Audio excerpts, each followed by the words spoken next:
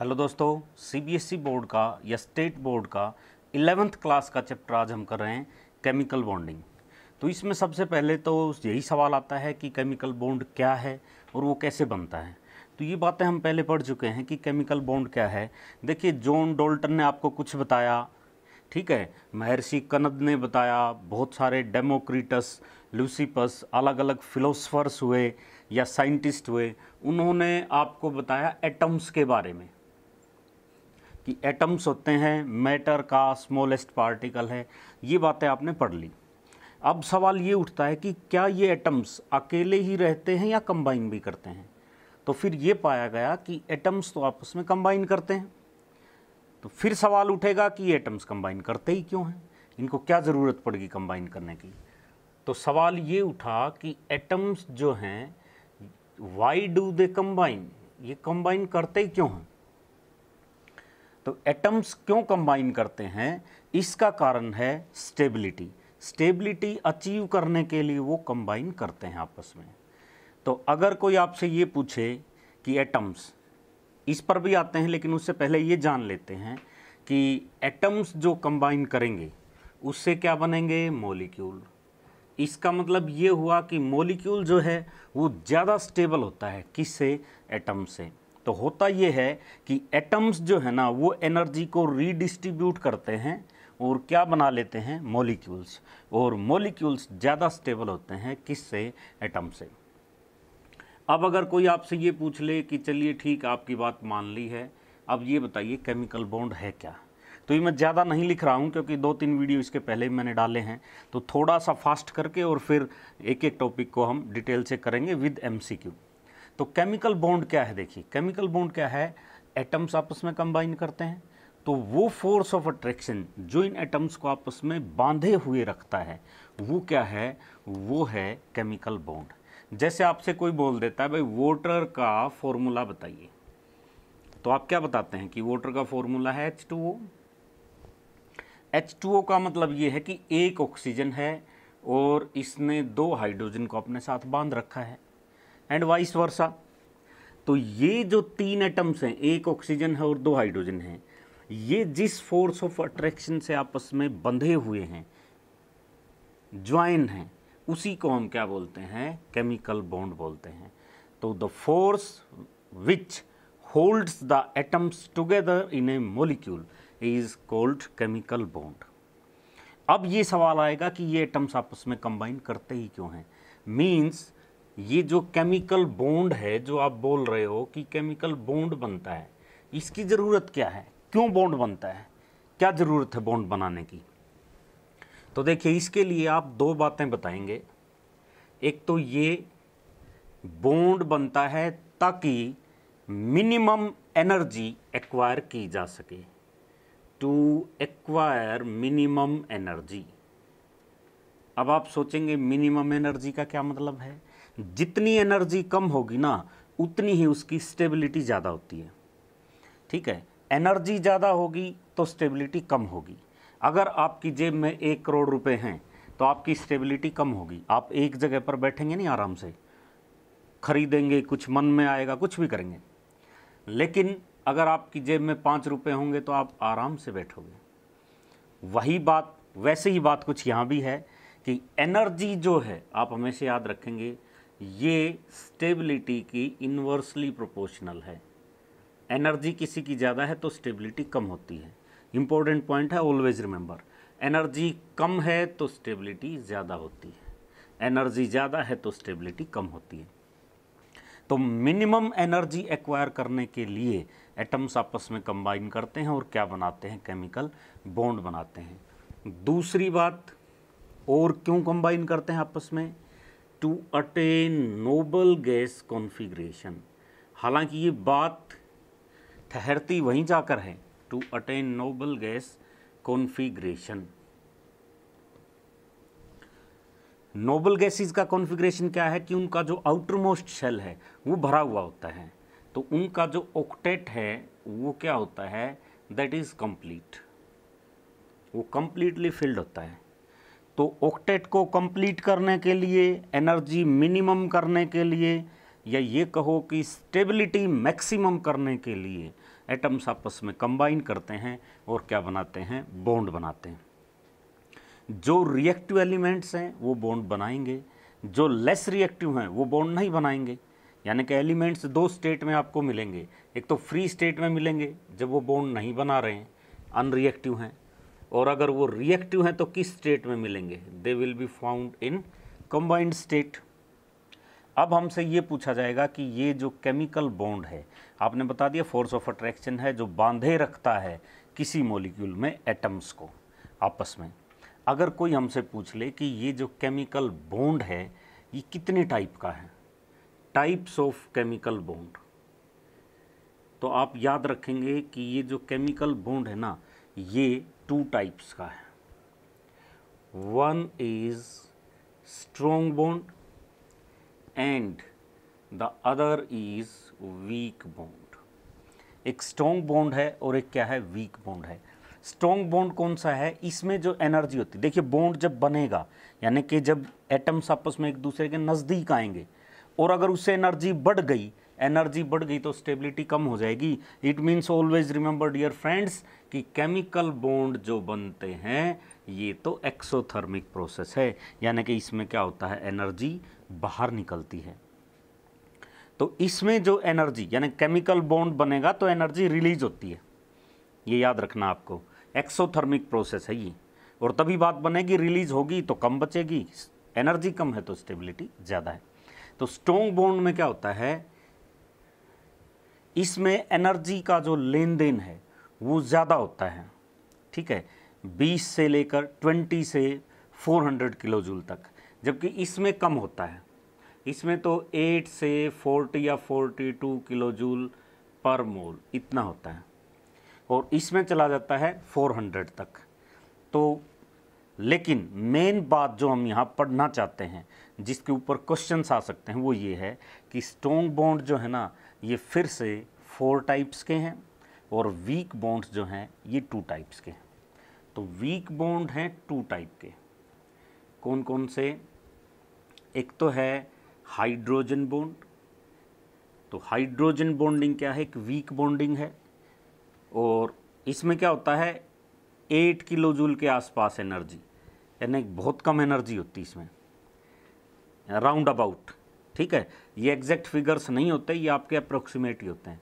और एक होता है वंडर वॉल फोर्सेस या वंडर वॉल बॉन्डिंग, आप ये बोल लो, इसमें और भी कम होती है, 2 किलो जूल के आसपास, 2 किलो जूल पर मोल। तो ये दोनों जो हैं ये वीक बॉन्ड्स की कैटेगरी में आते हैं, हाइड्रोजन बॉन्ड्स और वंडर वॉल बॉन्ड्स। और स्ट्रॉन्ग बॉन्ड क्या हैं, इसके 4 टाइप हैं, कौन कौन से, एक बॉन्ड होता है अपना आयनिक बॉन्ड। आयनिक बॉन्ड का एक और नाम इलेक्ट्रोवेलेंट बॉन्ड भी है, मीन्स इसमें क्या होता है, इलेक्ट्रॉन्स का कंप्लीट ट्रांसफ़र होता है। एक अपनी टाइप है कोवेलेंट बॉन्ड, एक होती है मेटेलिक बॉन्ड, और एक होता है कोऑर्डिनेट बॉन्ड। कोऑर्डिनेट का एक और नाम भी है, इसको आप डेटिव बॉन्ड भी बोल सकते हो। तो 4 टाइप्स का है, ionic bond, covalent bond, metallic bond और कोऑर्डिनेट बॉन्ड। 2 टाइप के हुए, स्ट्रॉन्ग और वीक। स्ट्रॉन्ग 4 टाइप्स का, वीक 2 टाइप्स का। देखिए ये जो आपस में एटम्स कंबाइन करेंगे, मॉलिक्यूल्स बनाते हैं, केमिकल बॉन्डिंग होती है, जैसे 4 टाइप्स के हुए। तो इसके अगर आपसे पूछा जाए कि मेन क्या क्या प्रोसेस हो सकता है, तो इलेक्ट्रॉन्स का, यानी कि एटम्स अपनी एनर्जी को रीडिस्ट्रीब्यूट करके और बॉन्ड बनाते हैं, तो उसके लिए क्या कर सकते हैं वो, या तो इलेक्ट्रॉन्स का ट्रांसफ़र हो सकता है, ट्रांसफ़र ऑफ इलेक्ट्रॉन्स हो जाएगी, या फिर शेयरिंग हो सकती है इलेक्ट्रॉन की। अगर शेयरिंग होगी तो इसके फिर 2 पार्ट हैं, या तो इक्वल शेयरिंग हो सकती है या फिर अनइक्वल शेयरिंग हो सकती है। तो इस तरह से केमिकल बॉन्ड्स बनाए जाते हैं। अब इसके बारे में लेविस ने क्या बताया, कोज़ेल और लेविस ने, उनके बारे में भी थोड़ा सा पढ़ लेते हैं ताकि आपका इंट्रोडक्शन बॉन्डिंग से कंप्लीट हो जाए। तो दोस्तों कोज़ेल और लेविस, इन्होंने कुछ कॉन्सेप्ट दिए और कुछ बातें हमें बताई कि जो मॉलिक्यूल्स हैं ना वो 3 टाइप के हैं। एक तो होते हैं इलेक्ट्रॉन प्रेसाइज। देखो मेन बात इन्होंने क्या बताई, जैसे पहली तो ये बताई कि हाइड्रोजन जो है, क्योंकि हाइड्रोजन का एटॉमिक नंबर है 1, तो हाइड्रोजन क्या करेगा, 1 है तो पहले शेल में तो 2 इलेक्ट्रॉन आते हैं, इट मीन्स ये क्या करेगा, अपने डुप्लेट को पूरा करने की कोशिश करेगा। बच गए वो क्या करेंगे, ऑक्टेट को पूरा करने की कोशिश करेंगे, 8 इलेक्ट्रॉन भरेंगे उसमें। नोबल गैसेज जो हैं इनका ऑक्टेट भरा हुआ है, इसलिए इनको रिएक्ट करने की ज़रूरत नहीं है। तो इन्होंने, लुईस ने, कोसेल ने, इन्होंने क्या किया, इलेक्ट्रॉन्स के बारे में बताया और एक रूल के बारे में हमें इंगित किया, सूचना दी कि ऑक्टेट रूल होता है एक, मीन्स हर एटम स्टेबिलिटी अचीव करने के लिए क्या करना चाहेगा, अपने ऑक्टेट को भरना चाहेगा। तो कुछ ऐसे मॉलिक्यूल्स होते हैं जो इलेक्ट्रॉन प्रेसाइज हैं, यानी कि उनमें ऑक्टेट पूरा हो जाता है। कुछ ऐसे हैं जो इलेक्ट्रॉन डेफिशिएंट हैं, उनमें कमी है इलेक्ट्रॉन्स की, और कुछ ऐसे हैं जिनमें ज़्यादा है, ऑक्टेट से भी ज़्यादा, यानी कि एक्सपेंशन ऑफ ऑक्टेट हो जाता है। जैसे कि एक एग्जांपल देखो आप, फॉर एग्जांपल CH4 मीथेन एक मॉलिक्यूल है, कार्बन का एटॉमिक नंबर है 6 का मतलब 2 और 4, तो कार्बन के पास है आपके पास 4 इलेक्ट्रॉन्स। हाइड्रोजन के पास होता है 1 इलेक्ट्रॉन, तो एक हाइड्रोजन यहाँ आया अपना 1 इलेक्ट्रॉन लेकर, एक यहाँ आया, एक यहाँ आया, एक यहाँ आया। एक बॉन्ड हमेशा 2 इलेक्ट्रॉन से बनता है, तो ये बॉन्ड जो है बन गए हैं CH4 के, मीथेन के। अब देखो कार्बन का यहाँ पर ऑक्टेट कंप्लीट हो गया है, ये जब आप देखते हो तो 2, 4, 6 और 8 इलेक्ट्रॉन्स पूरे हैं। तो ये क्या कहेंगे, ऐसे कंपाउंड्स को हम बोलते हैं इलेक्ट्रॉन प्रेसाइज, मीन्स ऑक्टेट पूरा करने के लिए जितने इलेक्ट्रॉन्स चाहिए वो इलेक्ट्रॉन्स यहाँ पर इसके पास अवेलेबल हैं।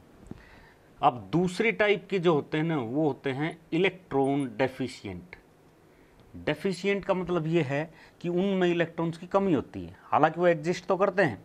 फॉर एग्जांपल जैसे BF3 कहा जाए, या BCl3 बोल दिया जाए, या AlCl3 बोल दिया जाए। अब जैसे AlCl3 है, एल्यूमिनियम है, एल्यूमिनियम का एटॉमिक नंबर बताइए 13, 2, 8, 3, यानी कि वैलेंस इलेक्ट्रॉन कितने हैं, 3। वैलेंस से ही तो कोई एलिमेंट कंबाइन करता है, तो ये एल्यूमिनियम है, इसके पास 3 इलेक्ट्रॉन हैं।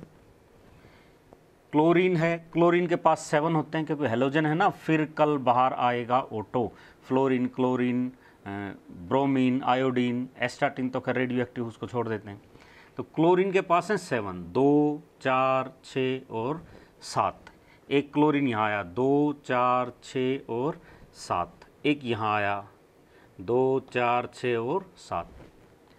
अब यहाँ पर देखिए, क्लोरीन जब एक इलेक्ट्रॉन लेता है, शेयरिंग करता है, तो शेयरिंग के बाद तो जैसे ये बॉन्ड बनेगा, एक यहाँ, एक यहाँ, तो क्लोरीन के तो 8 हो जाते हैं पूरे। लेकिन जो सेंट्रल एटम है अपना एल्यूमिनियम, इसके देखिए क्या 8 इलेक्ट्रॉन्स। अब एक बात का और ध्यान रखना, शेयरिंग इन इलेक्ट्रॉन्स के साथ हुई है, तो ये नहीं है कि एल्यूमिनियम इन बाकी के ऊपर भी अपना हक जमाएगा। शेयरिंग हुई, पार्टनरशिप हुई है। ये ठीक वैसी बात है जैसे कि मान लिया आप किसी के साथ बिजनेस में पार्टनरशिप करते हो, तो ऐसा थोड़ी होगा कल वो आपके घर आके बैठ जाएगा कि इसमें भी मेरी पार्टनरशिप हो गई है। तो यहाँ है, ये जो ऐसे ऐसे बचते हैं ना, इनको पता है आपको क्या बोलते हैं, लोन पेयर ऑफ इलेक्ट्रॉन्स। यानी कि ये कैसे हैं, they are non bonding electrons. और ये क्या हैं, ये बॉन्ड पेयर हैं जो बॉन्डिंग में भाग लेते हैं। अब एल्यूमिनियम के देखिए कितने इलेक्ट्रॉन्स हैं, 2, 4, 6। कितने इलेक्ट्रॉन्स हुए, 6। ऑक्टेट के लिए कितने की ज़रूरत है, 8 की, तो 8 तो नहीं हुए, इसका मतलब ये कम रह गए। ऐसे कंपाउंड्स को हम क्या बोलेंगे, दे आर इलेक्ट्रॉन डेफिशिएंट। अब एक होते हैं इलेक्ट्रॉन रिच कंपाउंड्स, या फिर उनको हम बोलते हैं कि वो क्या करते हैं, एक्सपेंशन ऑफ ऑक्टेट। ऑक्टेट का एक्सपेंशन करते हैं, जितने चाहिए उससे भी ज़्यादा इलेक्ट्रॉन हो जाते हैं उनके पास। जैसे PCl5, ये एक्सपेंशन ऑफ ऑक्टेट शो करेगा। फॉस्फोरस का एटॉमिक नंबर बताइए ज़रा, 15, 2, 8, 5। 5 इलेक्ट्रॉन है, ये लीजिए फॉस्फोरस के पास 5 इलेक्ट्रॉन्स हैं। कौन है, क्लोरीन। एक क्लोरीन यहाँ आया, क्लोरीन के पास कितने हैं, वही 7। एक यहाँ आएगा, एक यहाँ आ गया, एक यहाँ ये क्लोरीन है, एक ये है। अब देखिए क्लोरीन को तो फिर से 8 मिल जाएंगे, आप जो ये फॉस्फोरस वाला इसको जैसे देंगे आप, इसके 8 हो गए, ठीक है। इसका ऑक्टेट तो कंप्लीट है, लेकिन जो सेंट्रल एटम, सेंट्रल कौन होता है, जो मेन है, जिसके चारों इर्द गिर्द ये दूसरे हैं, तो इसके अगर आप ये ऐसे कंबाइन करवाएंगे तो इसके बताइए कितने इलेक्ट्रॉन हुए, 2 4 6 8 10 10 इलेक्ट्रॉन्स हो गए हैं। ऑक्टेट के लिए कितने की ज़रूरत थी, 8 से ज़्यादा हो गए, तो ऑक्टेट से भी आगे निकल गई ये बात, इसलिए इसको हम क्या कहेंगे, एक्सपेंशन ऑफ ऑक्टेट। ऑक्टेट से ज़्यादा हो गए हैं, यानी कि इलेक्ट्रॉन रिच कंपाउंड्स हैं। ऐसे ही SF6 में भी ऐसे ही होता है, इसमें भी क्या होंगे, ऑक्टेट से आगे बात निकल जाएगी। तो दोस्तों कुछ मॉलिक्यूल्स ऐसे हैं जो ओबीडियंट हैं, ऑक्टेट को पूरा करते हैं, और कुछ डिसओबीडियंट हैं जो ओबे नहीं करते हैं ऑक्टेट रूल को, और वो 2 तरह के हैं, या तो इलेक्ट्रॉन डेफिशिएंट हैं या फिर इलेक्ट्रॉन रिच हैं। तो ये कुछ हमने बॉन्डिंग की एक इंट्रोडक्शन की, आगे बहुत सारे इंपॉर्टेंट क्वेश्चन और MCQ करेंगे नेक्स्ट वीडियोज़ में। Till then have a nice time, और चैनल को लाइक ज़रूर करें, शेयर करें, सब्सक्राइब करें।